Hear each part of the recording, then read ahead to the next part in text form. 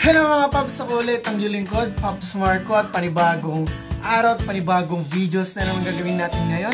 At sa kasulukuyan ay nasa home quarantine tayo at nilalabanan natin ng pandemic virus na yung COVID-2019 na yan, at sana nga po ay mawala na yan. At ngayong araw, dahil hindi tayo maka-travel at hindi tayo makalabas para lang mag-vlog, pero ang gagawin natin ngayon ay mag-cooking or magluluto muna tayo gamit ang isang sardinas. So, ang sardinas na to ay gagawin nating sosyal. Hindi lang natin kakainin na nakaganito. Pero, ituturo ko sa inyo yung bagong recipe na aking natutunan. Kailangan lang po natin ng dahon ng malunggay, sibuyas, 2 pirasong itlog, asin, paminta, at ang bidang-bida sa ating vlog ay ang sardinas Youngstown, or kung ano po yung meron sa inyo na sardinas, pwede na po yun, pwedeng manghang, pwedeng hindi.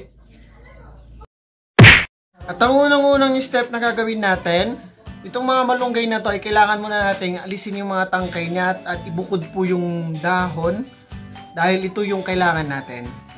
Ang unang gagawin natin bago natin may hulma sa pagkatorta ng ating sardinas, so, kailangan muna natin i-drain muna yung sardinas into yung mismong isda lang yung kukunin natin, at hindi natin isasama yung mismong sabaw.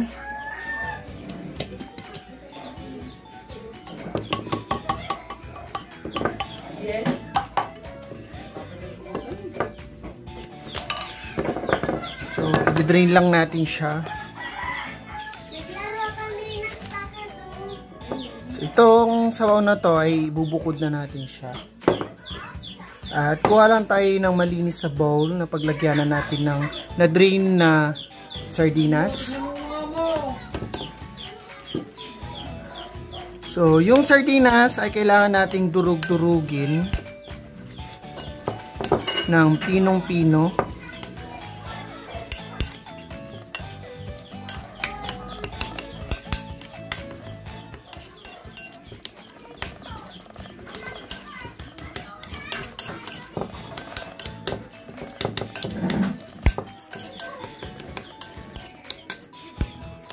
Then, ilagay na natin yung sibuyas na inati-hati natin sa maliliit kanina. Haluhin.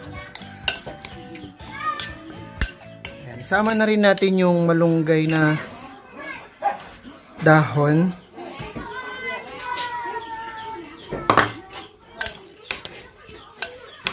And itlog.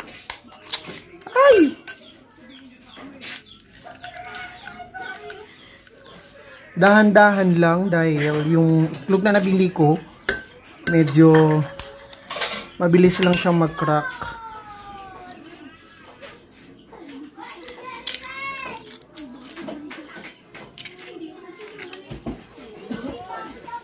And kailangan na natin ng pag-haluin ng haluhin. Yan.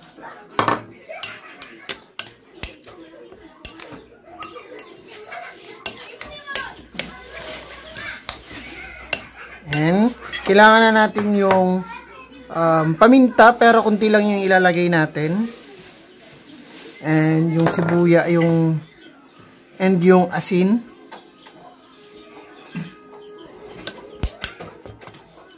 Pero yung dahon ng malunggay, optional po yun kung gusto nyong lagyan ng malunggay, or kung ayaw nyo naman, pwede naman carrots, dahon ng sibuyas, at yung patatas, kung gusto nyo lang.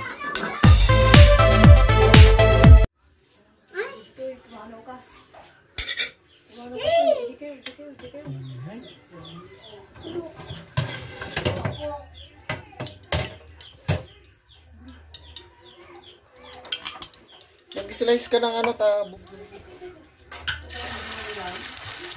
sibuyas dito?